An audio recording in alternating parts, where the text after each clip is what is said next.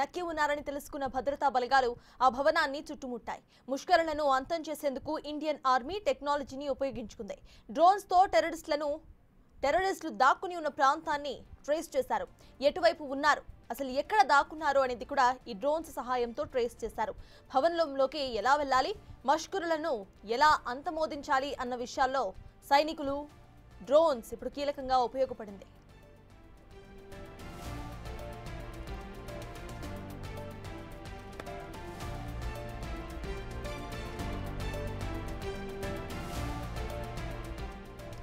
జమ్మూ కాశ్మీర్లోని పుల్వామా జిల్లాలోని థ్రాల్లో నాదెర్ గ్రామంలో భద్రతా దళాలు కార్డన్ సర్చ్ ఆపరేషన్ను ప్రారంభించినప్పుడు ఎన్కౌంటర్ జరిగింది.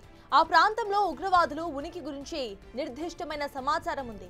భద్రతా సిబ్బందిని చూడగానే ఉగ్రవాదులు కాల్పులు జరపడంతో ఈ ఎన్కౌంటర్ ప్రారంభమైంది. అయితే భద్రతా బలగాలు కూడా ఎదురు కాల్పులు జరిపారు. ఈ సమయంలోనే మన సైనికుల దాడికి ఎదుర్కోలేక ఉగ్రవాదులు ఓ నిర్మాణంలో దాక్కునిపోయారు.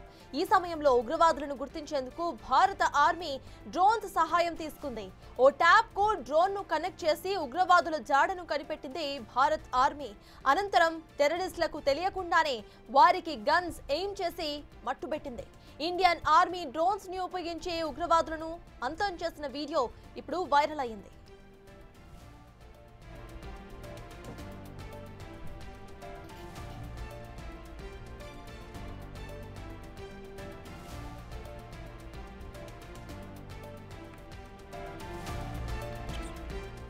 ఇక ఈ కాల్పుల్లో అంతమైన ఉగ్రవాది అమీర్ నజీర్ ఎన్కౌంటర్ కు ముందు తల్లితో వీడియో కాల్లో మాట్లాడినట్లుగా ఓ వీడియో వైరల్ అయింది. ఈ సందర్భంగా టెర్రరిస్టులు లొంగిపోవాలని ఆమె కోరింది. ఈ సమయంలో ఉగ్రవాది అమీర్ నజీర్ దగ్గర AK-47 గన్ కూడా కనిపించింది. అయితే తల్లి లొంగిపోవాలని కోరినా ఉగ్రవాది ససేమిరా అన్నాడు. సైన్యం ముందుకు రానివ్వు, అప్పుడు చూస్తాను అంటూ కూడా టెర్రరిస్ట్ బీరాలు పలికాడు. చివరకు భారత్ ఆర్మీ చేతిలో అంతమయ్యాడు.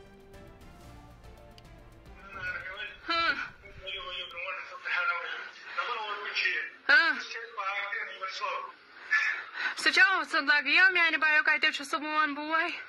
Трое им зарвать залипу.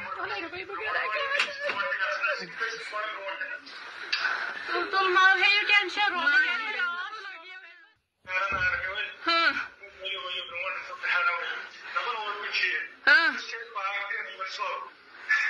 Сейчас он лагия, меня не боюсь, как ты чувствуешь, он буй. Трое им зарвать залипу.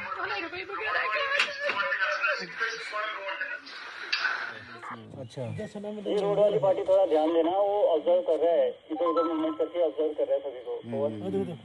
शीशा फोन सर को भेजा था ना, ये क्लियर बता दिया साहब ने भी देख लिया, मैं भेज दिया ना इधर ही। वो है जो बस स्टैंड के नीचे वो शेड है।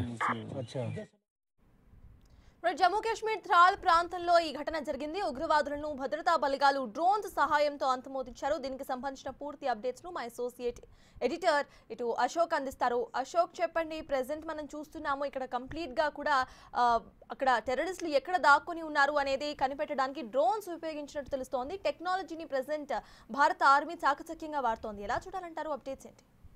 పెహల్గాం అటాక్ తర్వాత ఏదైతే భారత పర్యాటకుల మీద అక్కడ పెహల్గాములో అన్యాయంగా కాల్పులు జరిపి చంపిన తర్వాత భారత ప్రభుత్వం దీన్ని చాలా సీరియస్గా తీసుకుంది. ఎట్టి పరిస్థితుల్లో టెర్రరిస్ట్ అంటే పాకిస్తాన్ ప్రేరేపిత ఉగ్రవాదులను ఎట్టి పరిస్థితుల్లో క్షమించేది లేదని నరేంద్ర మోడీ ఇప్పటికే ఒక వార్నింగ్ కూడా ఇచ్చారు పాకిస్తాన్కి అండ్ ఉగ్రవాదులకి. అన్నట్టుగానే చాలా సీరియస్ ఆపరేషన్ జరుగుతుంది ఎంటైర్ కాశ్మీర్లోనూ అటు సరిహద్దులో కూడా. అందుకని మొత్తం బలగాలన్నీ కూడా టెర్రరిస్టులను ఏరివేసే పనిలోనే ఉన్నారు. అందుకని నిన్న షోపియాన్లో 3 టెర్రరిస్టులని కాల్చి చంపిన ఫోటోలు కూడా ప్రపంచానికి విడుదల చేశారు. ఒకవేళ మళ్ళీ ఇంకోసారి ఇలాంటి ఘటనకు పాల్పడాలంటే భయపడే విధంగా వాళ్ళ తలలు మొత్తం కూడా ఛిద్రం చేసి ఆ ఫోటోలని ప్రపంచానికి రిలీజ్ చేసింది ఇండియన్ గవర్నమెంట్. ఇక ఇవాళ మరో 3 ఉగ్రవాదులు హతమయ్యారు. ఇందులో 2 అంశాలు ఉన్నాయి. ఒకటి, ప్రధానంగా ఒక ప్రచారం జరుగుతోంది సోషల్ మీడియాలో. పెహల్గాంలో 26 మంది పర్యాటకుల్ని అత్యంత క్రూరంగా దారుణంగా కాల్చి చంపిన ఉగ్రవాదుల్లో ఒకరు ఇవాళ ఎన్కౌంటర్లో చనిపోయిన ఆసిఫ్ అని కొంత సోషల్ మీడియాలో ప్రచారం జరుగుతుంది. అయితే అధికారులు, అక్కడికి వెళ్ళిన అధికారులు కానీ కశ్మీర్ పోలీసులు కానీ ఎవరు కూడా దీన్ని అయితే ధృవీకరించలేదు. కానీ సోషల్ మీడియాలో ఒక అనధికార ప్రచారం అయితే సాగుతోంది. ఈ ఎన్కౌంటర్లో చనిపోయిన ఆసిఫే పెహల్గాం నిందితుడు అని. పెహల్గాంలో మన వాళ్ళని ఎంత దారుణంగా కాల్చారో మీ అందరికీ కూడా తెలుసు. భార్యల ముందు భర్తల్ని, పిల్లల ముందు తండ్రిని, చెల్లి ముందు అన్నని ఇట్లా కాల్చి చంపారు. వాళ్ళు హిందువులా ముస్లింలని అడిగి మరీ కాల్చి చంపారు. కొంతమంది ముస్లింలని చెప్తే వాళ్ళని కలమా చదవని టెస్ట్ చేశారు. కలమా చదివిన వాళ్ళని వదిలిపెట్టారు. ఇంకొంతమందిని అయితే డైరెక్ట్గా సుంతీ జరిగిందా లేదా అని ప్యాంట్ ఓపెన్ చేసి చూసి మరి అది ముస్లిమా హిందువా అని డిక్లేర్ చేసుకుని హిందువు అయితే కాల్చి చంపారు.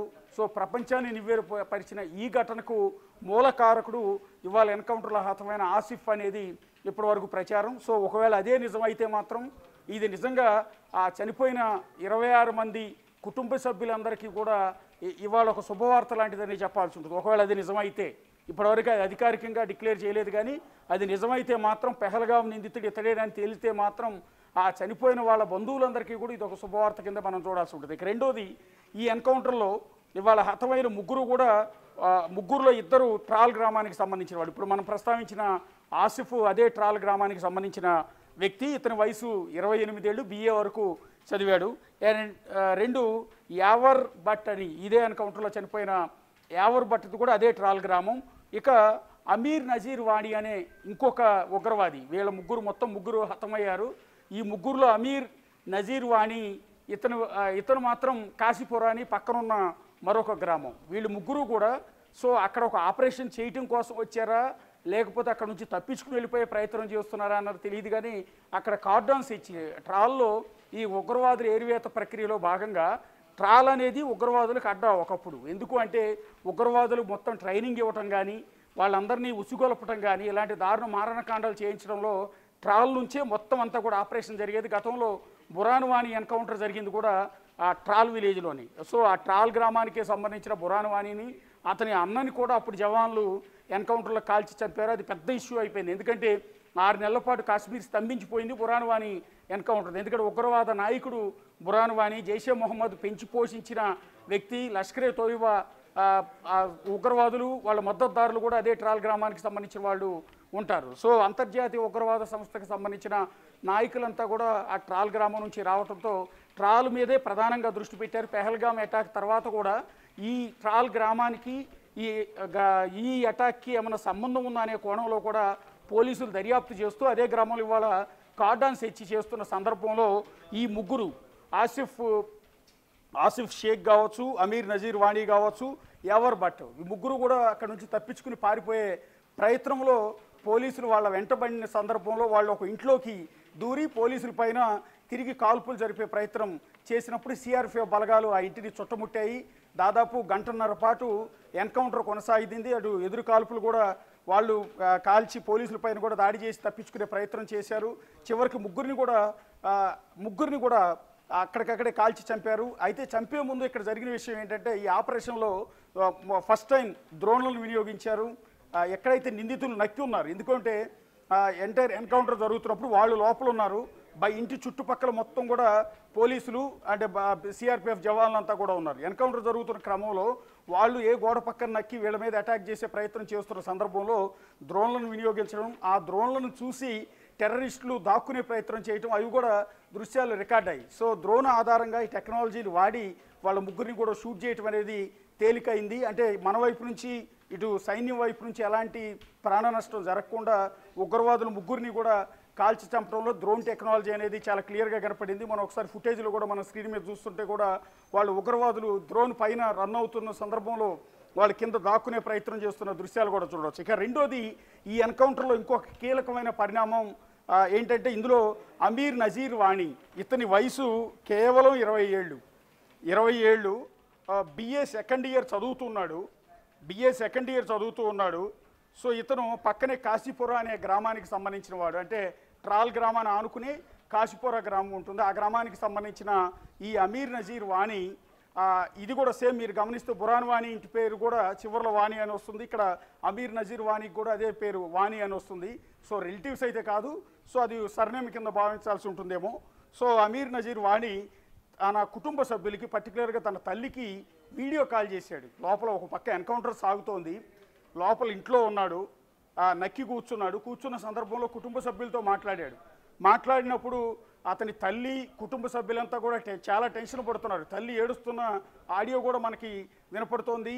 సో ఆ సందర్భంలో తల్లి ఇతను లొంగిపోమని కూడా సజెస్ట్ చేసింది. అయినా కూడా ఇతను లొంగిపోటుకు ఎలాంటి ప్రయత్నాలు చేయకపోగా పోలీసుల పైన తిరిగి కాల్పులు జరిపే ప్రయత్నం చేశాడు. మీరు అక్కడ వీడియో కాల్లో చూసినా కూడా ఈ ఉగ్రవాది ఆ ఉగ్రవాద యూనిఫామ్ ఏదైతే వాళ్ళకి సంబంధించిన లష్కరే తోయిబాకి సంబంధించిన యూనిఫామ్ ఉందో ఆ యూనిఫామ్లోనే ధరించి ఉన్నాడు. అది కూడా మీరు క్లియర్గా చూడవచ్చు. అంటే ఎలాగో చనిపోతున్నానని తెలిసి, ఎలాగో తనను చంపేస్తారని తెలిసి కుటుంబ సభ్యులు చివరిసారి చూడాలనుకున్నాడా లేకపోతే చివరిసారి మాట్లాడాలనుకున్నాడో తెలియదు, కానీ ఎన్కౌంటర్ స్పాట్ నుంచి వీడియో కాల్ చేయటం అనేది ఇప్పుడు ఒక సంచలనంగా మారింది. అదే సందర్భంలో ఒకవేళ అతను లొంగిపోతాను అని ఆ పోలీసులకు చెప్పు ఉండుంటే, సరెండర్ అయ్యి ఉంటే ఖచ్చితంగా అతన్ని ప్రాణాలతో పట్టుకుని ఉండేవారు, వదిలిపెట్టే అవకాశం లేదు. కానీ అతను ఆ ప్రయత్నం అయితే చేసినట్టుగా లేడు. ఒకసారి మీరు ఆ విజువల్ కూడా చూడొచ్చు. ఒకసారి పీసీఆర్ ఆ వీడియో ప్లే చేయండి. వీడియో కాల్తో తల్లితో మాట్లాడుతున్నది. అశోక్, వీడియో ఆల్రెడీ ప్లే అవుతోంది, ప్లీజ్ కంటిన్యూ. ఎస్, ఒకసారి ఆ వీడియోలో ఆడియో విందాం. ఒకసారి ఏం మాట్లాడాడు తల్లితో అనేది. Сначала я меня не бою, когда я сумон буй. Травим без дорвазя липу. Тул мал хей тянчер.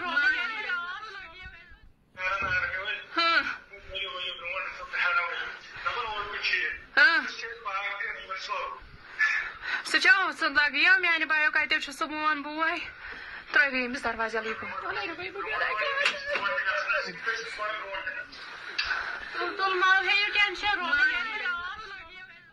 మీకు క్లియర్గా అవతల తల్లితో మాట్లాడుతున్నాడు. తల్లి చాలా టెన్షన్ పడుతోంది. కాశ్మీరీ లాంగ్వేజ్లో వాళ్ళు మాట్లాడుకుంటూ ఉన్నారు. సో మనకు తెలిసింది ఏంటంటే తల్లి అతన్ని సరెండర్ అయిపోమని చెప్తాను. ఎందుకంటే ఎన్కౌంటర్ జరుగుతుంది, ఎన్కౌంటర్ స్పాట్ నుంచే అతను కాల్ చేశాడన్న విషయం తెలుసు. తన కొడుకుని చంపేస్తారన్న ఆదుర్ద భయం తల్లి మాటల్లో క్లియర్గా కనపడుతోంది. సో అతను లొంగుబాటుకి ఎందుకు ప్రయత్నాలు చేయలేదు అనేది మనకు తెలియదు. ఒకవేళ లొంగుబాటు అయి ఉంటే, అతను కనుక లొంగిపోయి ఉంటే అతని ద్వారా ఇంకా కీలకమైన సమాచారం పెహల్గాం నిందితులకు సంబంధించి ఇంకా రాబట్టే అవకాశం ఉండేది. ఇంకా ఉగ్రవాద లష్కరే తోయిబాకి సంబంధించిన ప్రధానమైన నాయకుల సమాచారం కూడా తెలుసుకునే అవకాశం ఉండేది. ఆ ప్రయత్నం ఎక్కడా కూడా ఇతను అమీర్ నజీర్ వాణి చేయలేదు. ఇతని వయసు కేవలం 20 సంవత్సరాలు మాత్రమే. ఇప్పుడు ఏదైతే వీడియో కాల్ మాట్లాడిన వ్యక్తి వయసు కేవలం 20 సంవత్సరాలు మాత్రమే. BA సెకండ్ ఇయర్ చదువుతున్నట్టుగా తెలుస్తోంది. కాశీపోరా గ్రామం, కాశీపోరాలో ఉన్న తన తల్లికి వీడియో కాల్ చేసి ఈ మాట్లాడిన సందర్భం, ఈ దృశ్యం అంతా కూడా ఇక్కడ చూడవచ్చు.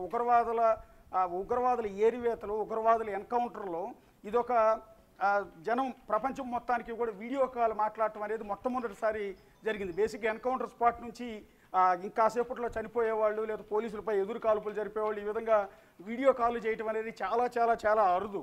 సో ఈ సందర్భంలో ఈ అమీర్ నజీర్ వాణి తన ప్రాణాలు పోయే ముందు తన తల్లితో మాట్లాడటం, తల్లి అతను లొంగిపోమని చెప్పడం, ఇదంతా కూడా ఒక కొత్త కోణం. మనం దాంతోపాటు డ్రోన్ వినియోగించడం, డ్రోన్ టెక్నాలజీ ద్వారా నిందితులను గుర్తించడం, ఇదంతా కూడా వెరీ ఇంట్రెస్టింగ్. అండ్ మూడోది ఏంటంటే అన్నిటికన్నా ముఖ్యమైనది పెహల్గాంలో 26 మందిని కాల్చి చంపిన ఆ ఉగ్రవాదులు ఆసిఫ్ అనేవాడు కూడా ఒకడు ఉన్నాడు అనేది ఇప్పటి వరకు జరుగుతున్న ప్రచారం. సో సాయంత్రానికి ఏమన్నా Ashok, currently video call visuals తన ఇంట్లో నుండే వైరల్, ఏదైతే ఫోన్లో తీసిన విజువల్స్ ఇప్పుడు వైరల్ అవుతున్నాయి. అయితే పేరెంట్స్ని కూడా ఇన్వెస్టిగేట్ చేసే అవకాశం ఉంది అనుకోవాలా మనం? ఎస్, ఖచ్చితంగా. ఇప్పుడు ఆల్రెడీ ఎంటైర్ ఫ్యామిలీని ఈ పాటికే లిఫ్ట్ చేసేసి ఉంటారు అక్కడ పోలీసులంతా కూడా. చాలా సీరియస్గా ఉంటుంది ఇదంతా కూడా. అతను లాస్ట్లో వీడియో కాల్ మాట్లాడాడు. ఇప్పుడు ఎవరెవరైతే ఎన్కౌంటర్ అయినా ఆసిఫ్ ఫ్యామిలీ కావచ్చు, అమీర్ నజీర్ వాణి ఫ్యామిలీ కావచ్చు, యావర్ భట్ ఫ్యామిలీ కావచ్చు, ఎంటైర్ ఫ్యామిలీస్ని ఈ పాటికే లిఫ్ట్ చేసేసి ఉంటారు. వాళ్ళ త్రూ ఇంకెవరెవరు టెర్రర్తో సంబంధాలు ఉన్నాయి, ఇంకెవరెవరు శిక్షణ పొందుతున్నారు, ఇంకెవరెవరు పెహల్గాం దాడిలో ఎవరైనా పార్టిసిపేట్ చేశారు, ఎవరు లష్కరే తోయిబాగా పనిచేస్తున్నారు, ఎవరు జైషే మొహమ్మద్కు పనిచేస్తున్నారు, అన్ని వివరాలు కూడా రాబట్టే అవకాశం ఉంటుంది. ఇక్కడ పర్టికులర్గా వీడియో కాల్ మాట్లాడిన అమీర్ నజీర్ వాణి తల్లిని కావచ్చు, అతని కుటుంబ సభ్యులు కావచ్చు, అందరినీ కూడా విచారిస్తారు. విచారణలో ఈ అమీర్ నజీర్ వాణి ఎప్పటి నుంచి టెర్రర్తో లింకులు ఉన్నాయి, ఎప్పటి నుంచి ఇతను ట్రైనింగ్కి వెళ్ళాడు, ఎవరెవరితో కనెక్షన్స్ ఉన్నాయనేది పూర్తి వివరాలు కూడా రాబట్టే అవకాశం ఉంటుంది. వీళ్ళ ముగ్గురు దగ్గర సెల్ ఫోన్లు ఇప్పటికే పోలీసులు స్వాధీనం చేసుకున్నారు. వాళ్ళ త్రూ కొంత మిగిలిన వాళ్ళని కూడా ఐడెంటిఫై చేసే ప్రయత్నాలు అయితే ఉన్నారు. అశోక్, ప్రెసెంట్ ముగ్గురు కనిపిస్తున్నారు అక్కడ ఆ ఏరియాలో. ఇంకా కూడా సర్చ్ ఆపరేషన్ కొనసాగే అవకాశం ఉంది అనుకోవాలా త్రాల్ ప్రాంతంలో? ఒక్క ట్రాల్ మాత్రమే కాదు, ఎంటైర్ కాశ్మీర్, ఎంటైర్ ఆ పక్క సోన్మార్గ్ నుంచి మొదలు పెడితే ఈ పక్క షోఫియార్ నుంచి ఈ పక్క ఇటువైపు ట్రాల్ నుంచి గుల్మార్గ్ వరకు ప్రతి చోట కూడా కార్డాన్ సెర్చ్ జరుగుతోంది. ఉగ్రవాదుల ఏరివేత ప్రక్రియ కొనసాగుతోంది. ఇంటెలిజెన్స్ రిపోర్టు ప్రకారం పెహల్గాం నిందితులు ఎవరైతే ఉన్నారో వాళ్ళు బోర్డర్ దాటి వెళ్ళలేదు, ఇంకా కశ్మీర్లోనే ఉన్నారు. కశ్మీర్ స్థానికుల అండదండలతోనే ఈ దాడికి పాల్పడ్డారు. వారి అండదండలతోనే వారి రక్షణలోనే ఉన్నారు. ఎందుకంటే బోర్డర్ దాటి వెళ్ళే అవకాశం లేదు. పెహల్గాం అటాక్ జరిగిన వెంటనే సైన్యం అలర్ట్ అయింది బోర్డర్ దగ్గర. సో నిఘా చాలా స్ట్రాంగ్గా ఉంది, పహారా చాలా స్ట్రాంగ్గా ఉంది. కాబట్టి బోర్డర్ క్రాస్ చేసి వెళ్ళటం సాధ్యం కాక వాళ్ళు ఇంకా కశ్మీర్లోనే ఉన్నారు అనేది ఇప్పటివరకు ఇంటెలిజెన్స్